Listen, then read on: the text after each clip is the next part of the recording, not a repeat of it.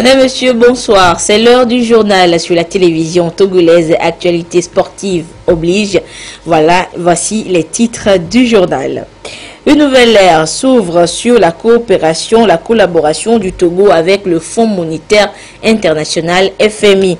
Notre pays va bénéficier de la facilité élargie de crédit de l'institution avec un premier prêt de près de 137 milliards de francs CFA. La guerre contre le carburant frelaté ne faiblit pas au Togo. D'abord, on fait le point de l'opération Entonnoir. Ensuite, on élabore de nouvelles stratégies.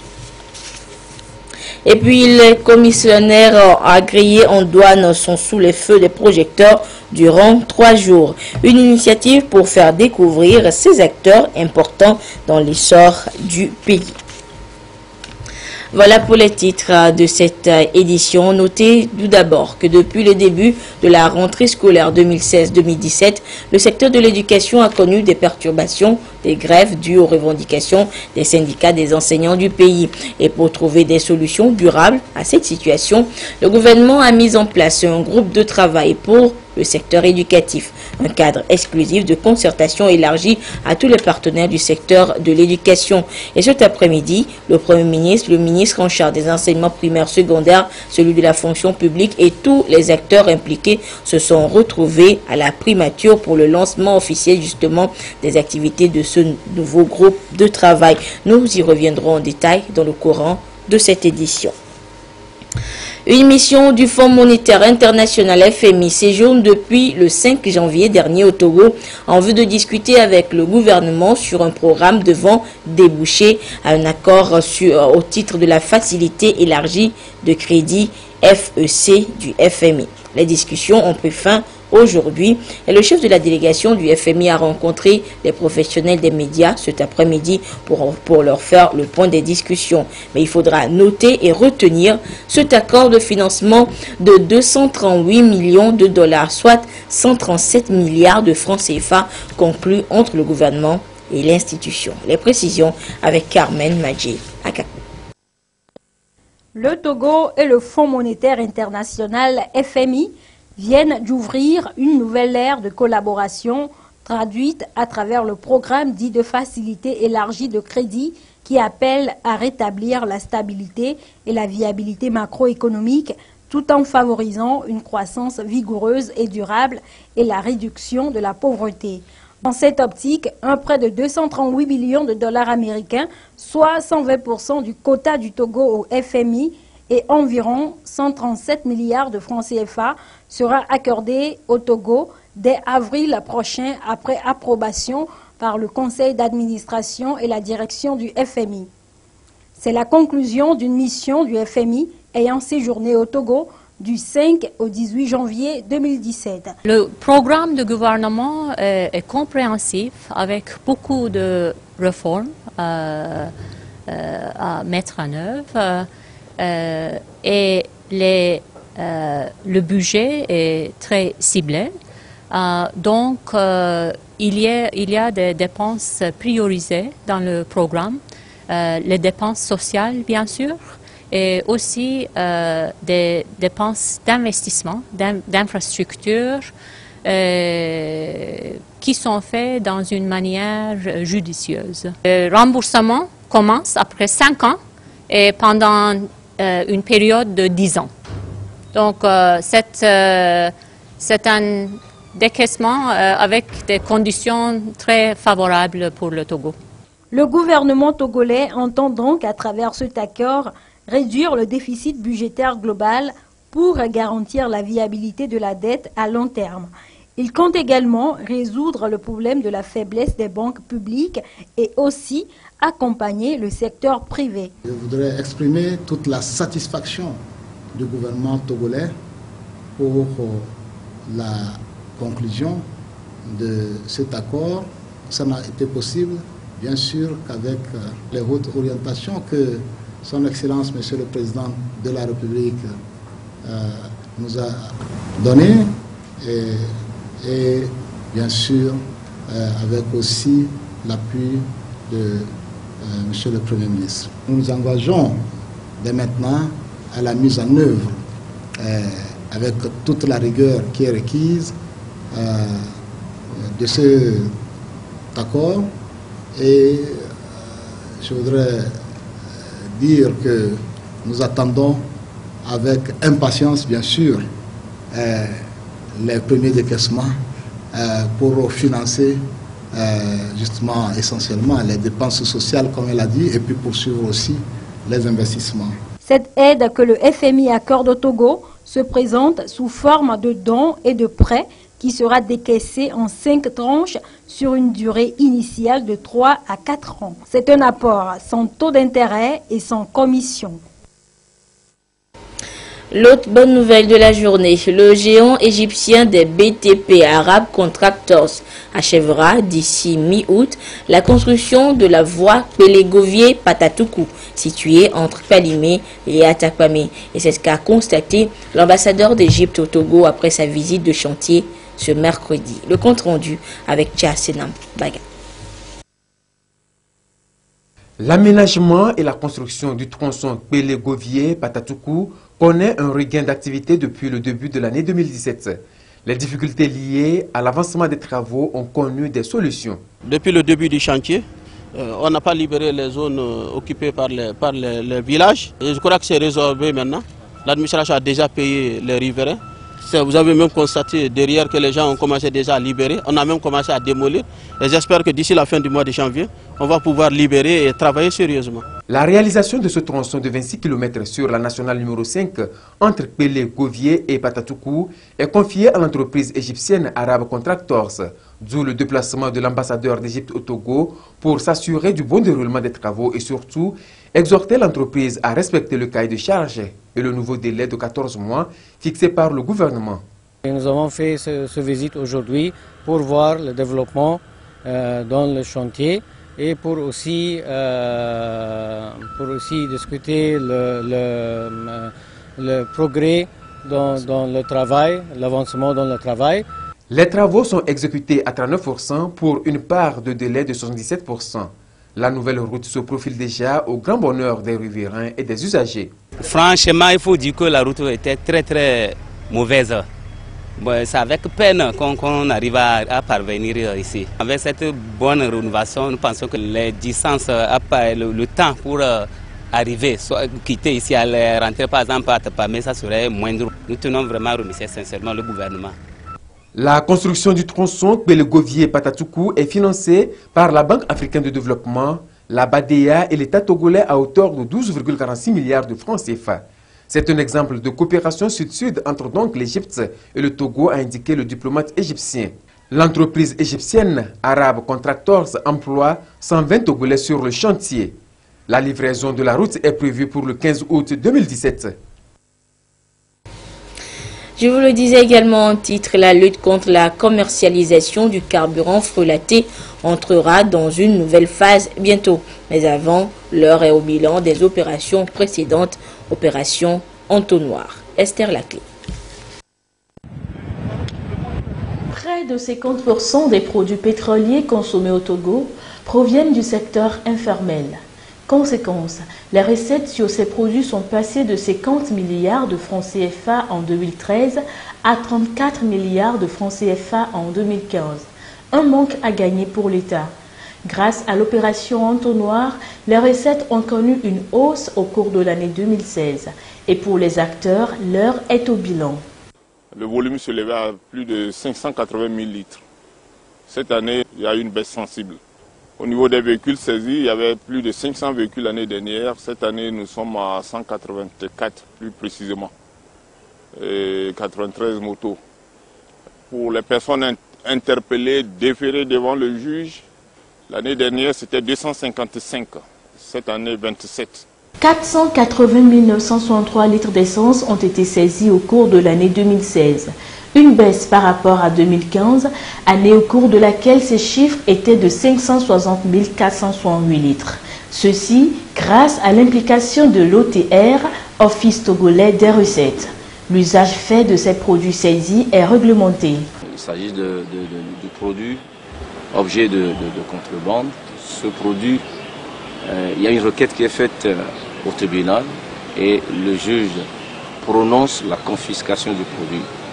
Et de façon réglementaire, conformément au Code des douanes nationales, cet acte transfère à l'État le droit de propriété du produit saisi. Arriver à 0 bidon jaune au Togo, c'est l'objectif de l'opération Entonnoir. Et le ministère de la Sécurité et de la Protection civile ne lésine pas sur les moyens pour arriver à freiner ce fléau. Qu'est-ce que les gens évoquaient comme argument? L'essence coûte cher. Au cours de l'année 2016, on a quand même constaté que par 4 fois, le gouvernement a baissé le prix du carburant. Aujourd'hui, le litre est à 433 francs à la pompe. Et c'est une baisse sensible. Les populations sont donc appelées à collaborer avec les forces de l'ordre et de sécurité afin de contribuer à démanteler ces réseaux de trafiquants. En vue de rendre opérationnel le Fonds national pour l'environnement, FNE, et pour son accréditation comme entité de mise en œuvre des différents mécanismes de financement, les parties prenantes du fonds procèdent à la validation des principaux outils depuis ce matin à Lomé. Il s'agit du manuel de procédure administrative et financière, du document de stratégie de mobilisation des ressources sur lesquels les acteurs concernés vont se prononcer pour faciliter le démarrage officiel des activités du fonds. Les précisions avec Dédé Koussao et Clarisse Atirlé. Le Togo dispose depuis 2008 du Fonds national pour l'environnement FNE. Ce fonds peine à démarrer ses activités faute de la viabilité de ses outils opérationnels, à savoir le manuel de procédure administrative et financière et le document de stratégie de mobilisation des ressources. Ces outils sont soumis ici à l'appréciation d'une quarantaine d'acteurs issus des institutions impliquées dans le processus de mise en œuvre du FNE. Le processus d'opérationnalisation se poursuit. On doit aller maintenant vers le processus de sélection du directeur général qui doit être nommé par les plus hautes autorités. Et lorsque le personnel sera mis en place, on peut dire que véritablement le fonds a commencé par exister, par fonctionner. Et les autres étapes qui concernent l'élaboration des autres outils techniques vont suivre, notamment le plan d'opération, un certain nombre de choses dont l'équipe en place aura besoin, c'est à eux-mêmes de le mettre en place progressivement.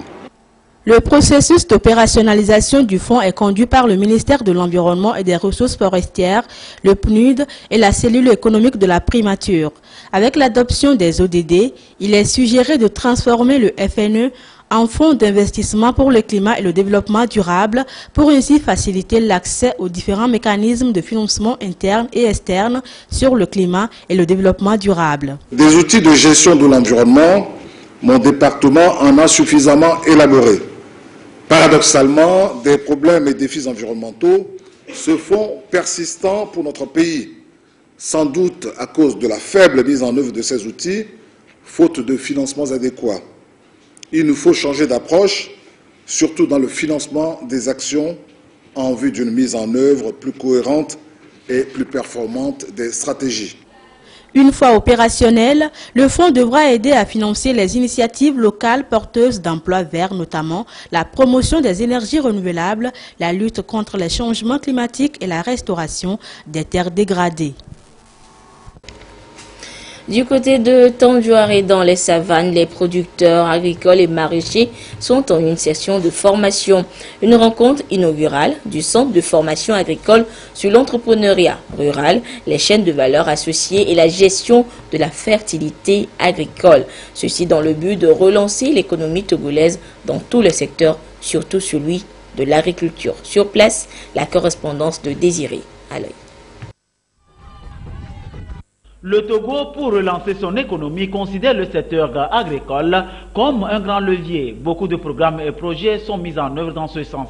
L'ICAT, à travers la sous-composante renforcement des infrastructures et des équipements, a bénéficié du PPAO, un des programmes, un appui pour réhabiliter le centre de formation agricole de Tabango à la sortie nord de Tandjouar. Un centre aujourd'hui opérationnel au profit des producteurs de la zone qui y suivent déjà une formation inaugurale de 3 jours en entrepreneuriat rural, chaîne de valeur et de bonnes pratiques en production maraîchère associées à la gestion de la fertilité des sols et des pesticides agricoles. Le gouvernement, en initiant le PENIASA, visait prioritairement l'amélioration de la production et de la productivité. Le centre de Tambango, qui nous réunit aujourd'hui, a été réhabilité dans ce sens pour permettre régulièrement de transférer et de mettre à niveau les connaissances des producteurs. Pourquoi nous exhortons les bénéficiaires à faire bon usage de cette formation et les techniciens à continuer par envoyer les vagues de producteurs à former. Cela nous permettra d'apprendre aux maraîchers comment mener à bon escient l'activité maraîchère. Quels sont les produits de traitement qu'il faut utiliser qui permettent de contribuer à la gestion intégrée de la fertilité des sols. Le centre réhabilité reste aujourd'hui un atout pour les producteurs. Vraiment, ça va nous avantager beaucoup sur les formations pour que les producteurs aussi soient les producteurs de capacité. Les caprices du climat sont de plus en plus décourageants et le monde agricole doit aujourd'hui suivre de près les itinéraires techniques de production et de protection phytosanitaire, entre autres, pour réussir et booster le PENIASA. Comme ça. Je vais vous annoncer en début d'édition cette rencontre à la primature, rencontre entre le Premier ministre Komi Lom-Klassou et le ministre en charge de l'enseignement primaire et secondaire, celui de la fonction publique et les partenaires et syndicats des enseignements. Une rencontre donc pour lancer officiellement les activités du groupe de travail pour le secteur éducatif. Un groupe mis en place par le gouvernement togolais pour résoudre et durablement la crise qui secoue le monde éducatif depuis le début de cette année scolaire. Le compte rendu de la rencontre avec Antoinette Romao. Va voir. Le gouvernement togolais, pour renforcer, consolider la sérénité et œuvrer pour une meilleure condition de travail dans le secteur éducatif au Togo, a rencontré ce jour les différents acteurs afin de lancer de façon formelle un groupe de travail sur le secteur éducatif. Il s'agit d'un cadre inclusif et élargi à tous les partenaires du secteur de l'éducation afin d'échanger sur l'avenir du système éducatif togolais. Nous sommes satisfaits parce que, il faut le dire, qu'à l'annonce de la mise en place de ce groupe de travail, bon nombre de Togolais, y compris les enseignants, ont douté et ils attendent de voir. Et d'ailleurs, la grève qui a été relancée, l'une des raisons, c'est de dire que non, c'est un groupe qui est là pour pouvoir noyer les problèmes de l'enseignement. Du moment où cette rencontre se soit connue, la présidence effective du Premier ministre, nous voulons nourrir l'espoir que c'est un bon départ et que le gouvernement saura mesurer les choses et pouvoir afficher la bonne volonté parce que c'est de ça que nous avons besoin pour que les problèmes soient réglés au Togo. J'ai salué hautement cette initiative de regrouper les parents d'élèves dans cette assise pour pouvoir chercher ensemble à trouver une solution définitive aux problèmes qui minent notre département de l'éducation nationale.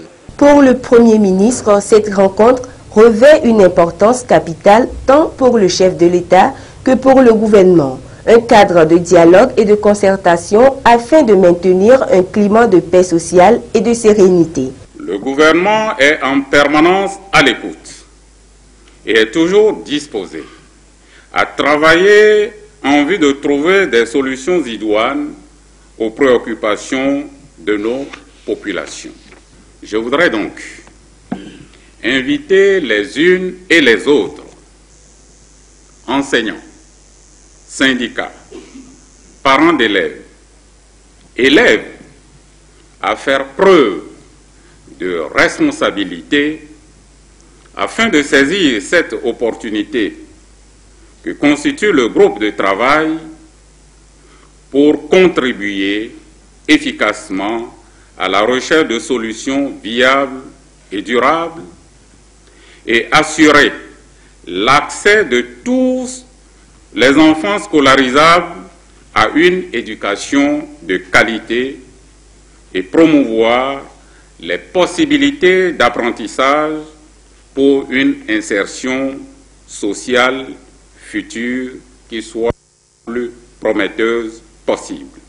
Le Premier ministre rassure également tous les acteurs et les appelle à plus d'engagement afin de relever les défis liés au secteur de l'éducation au Togo. Je demande donc à ce que ce cadre de travail sans délai se mette au travail pour faire des propositions idoines afin que les préoccupations soulevées par les enseignants et les préoccupations que le gouvernement doit mettre sur la table afin que l'ensemble du secteur de l'éducation puisse être traité globalement, que ce cadre de travail puisse être le fer de lance qui doit permettre à notre pays de continuer par garantir les acquis obtenus dans ce secteur, notamment le taux de scolarisation comparé dans la sous-région qui honore notre pays, mais qui nous demande toujours de faire de plus pour que nous puissions offrir une éducation de qualité à tous nos enfants en âge d'aller à l'école. Pour le gouvernement, ce groupe de travail est un cadre pragmatique qui appelle chacun à agir pour une bonne cause, celle d'offrir une éducation de qualité à tous. Le groupe de travail sur le secteur éducatif se retrouvera dans une semaine à compter de ce jour pour poser un plan visant la résolution durable des crises que connaît le monde éducatif togolais.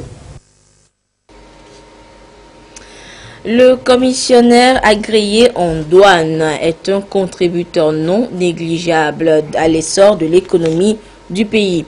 Méconnu ou peu connu du public, des journées sont organisées depuis ce mercredi pour le faire découvrir. Et c'est une idée de l'Union professionnelle des agréés en douane du Togo.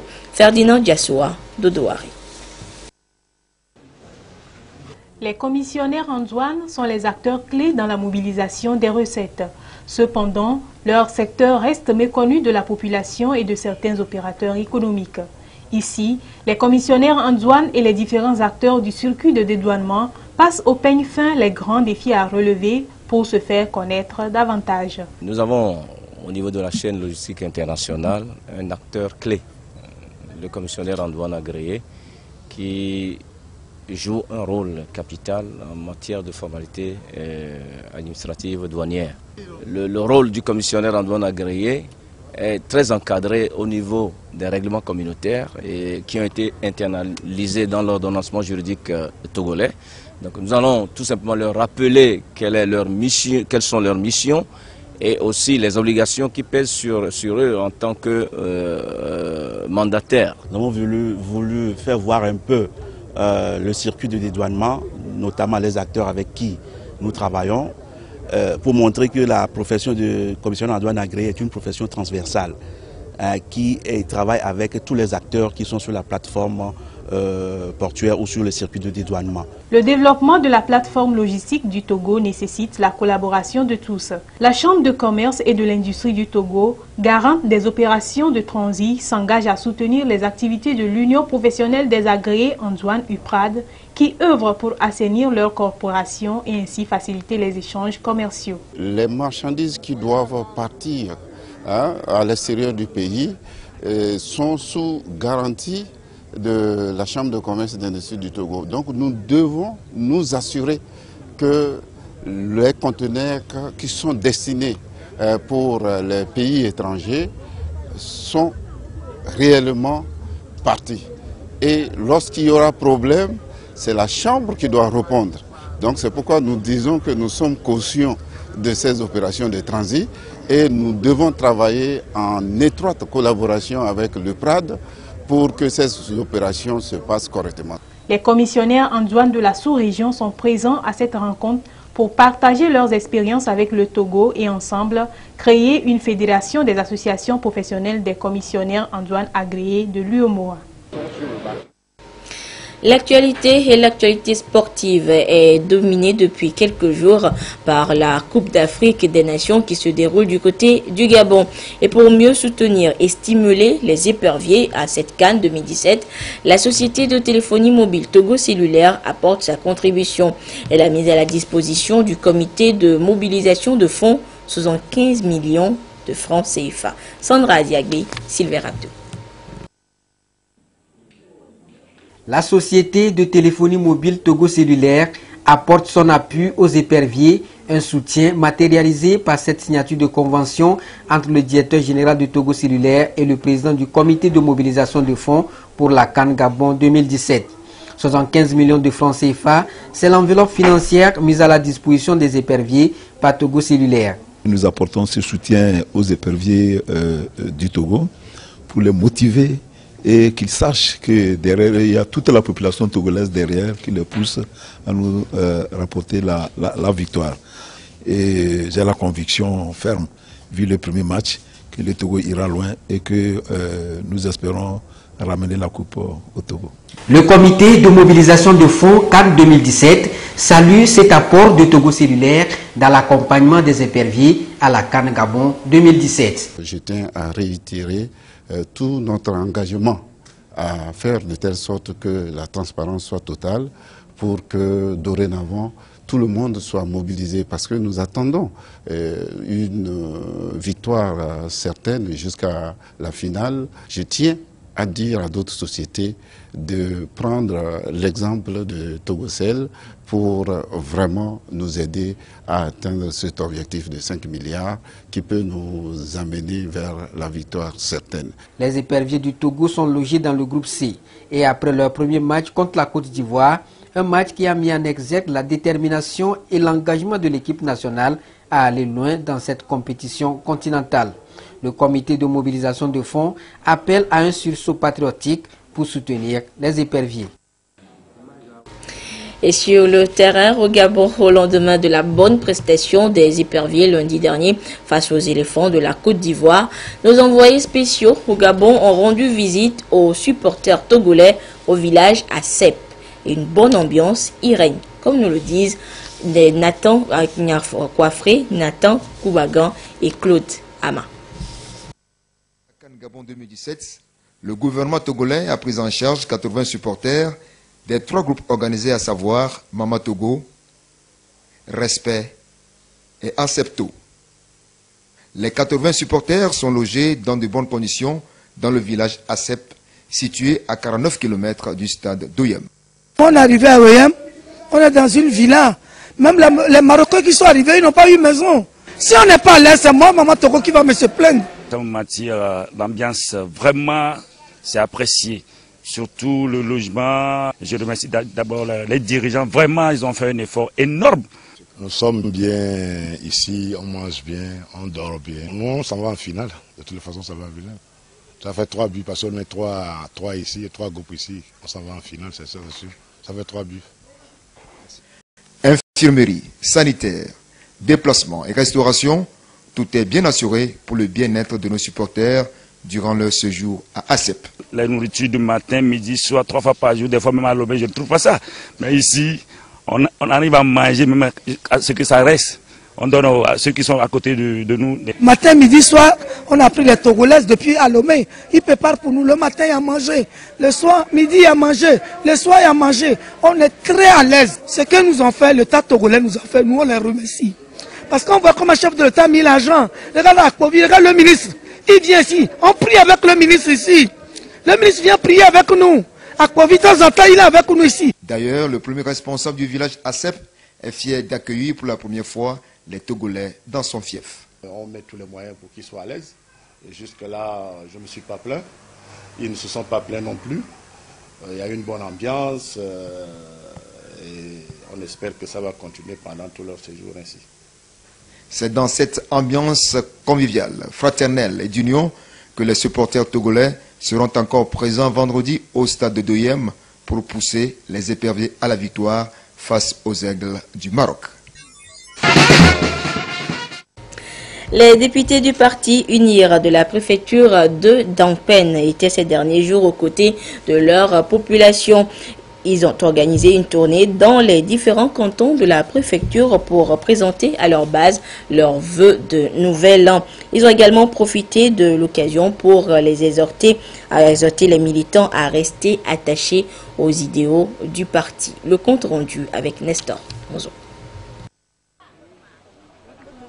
Véritable périple pour les députés du parti Union pour la République, section d'Angpen. Bravant le vent sec d'Harmattan, ils se sont rendus dans les différentes localités qui composent la préfecture au contact des populations qu'ils représentent à l'Assemblée nationale. Comme une nouvelle année a commencé, ils ont voulu présenter à leur électorat leurs vœux. La délégation est conduite par la deuxième vice-présidente de l'Assemblée nationale. Nous sommes donc une délégation des cadres de la préfecture de Dangpin est venue présenter les vœux aux populations de Dangpin. Nous avons évidemment saisi l'occasion pour rappeler la politique de paix et de développement du président Faure Gnassingbé. Nous avons été satisfaits de l'accueil qui nous a été réservé, preuve que les populations de Dangpin sont toujours derrière le président Faure pour l'aider dans sa politique de développement du pays. Dans la politique de développement du président de la République, la préfecture de Dangpen est largement prise en compte, ont expliqué les députés à leurs interlocuteurs. Ils leur ont parlé du programme d'urgence de développement communautaire dont les travaux dans la région de la Kara ont été lancés à Dangpen le 21 novembre dernier par le chef de l'État lui-même. 38 km de route seront réalisés dans la première phase du PIDC dans la préfecture, auquel s'ajoute la distance Guérinkuka-Namon-Broukou. Un marché moderne sera construit au chef-lieu de la préfecture. Toujours au titre du PIDC, des forages seront réalisés dans les zones de Dangpen où l'eau potable manque. Le PIDC illustre bien la volonté du président de la République qui a placé son actuel mandat sous le signe du social, a souligné la délégation. Nous avons vu d'abord les conseils par notre maire, la ministre Minatou, ce qu'elle a dit de la part de notre président Faure Gnassingbé, comment il a tellement aimé la préfecture de Dangpen. C'est très intéressant. Donc la population est très contente de leur discours, de leurs conseils. 3 jours ont été consacrés par les députés pour cette tournée qui les a amenés dans les 12 cantons que compte la préfecture de Dangpen. Tournée qui s'est déroulée dans une ambiance bon enfant. Et c'est sur cette ambiance que se referme cette édition. Merci de votre aimable attention et je vous laisse découvrir une fois encore la suite du programme de la cérémonie de présentation de vœux de Nouvel An au chef de l'État. Bonsoir. Suite du programme de la cérémonie officielle de présentation de vœux de Nouvel An 2017 à son Excellence, Monsieur le Président de la République. Vendredi 20 janvier 2017, au Nouveau Palais, salle rotonde, les institutions de la République. 10h à 12h, les chefs des institutions de la République, président de l'Assemblée nationale, président de la Cour suprême, président de la Cour constitutionnelle, président de la HAC, président de la Cour des comptes, président de la CNDH, présidente du HCRON, confession religieuse, délégation de l'Union musulmane, délégation du Conseil chrétien, délégation de la conférence épiscopale, Assemblée nationale, délégation de la présidence de la République, délégation de la primature et du secrétariat général du gouvernement, délégation de la Cour suprême, Conseil supérieur de la magistrature, corps judiciaire, délégation de la Cour constitutionnelle, délégation de la HAC, délégation de la Cour des comptes, délégation de la CNDH, délégation du HCRON, délégation de la chefferie traditionnelle, délégation des partis politiques. Nouveau Palais, 15h30. Délégation de l'administration générale, y compris les parapublics.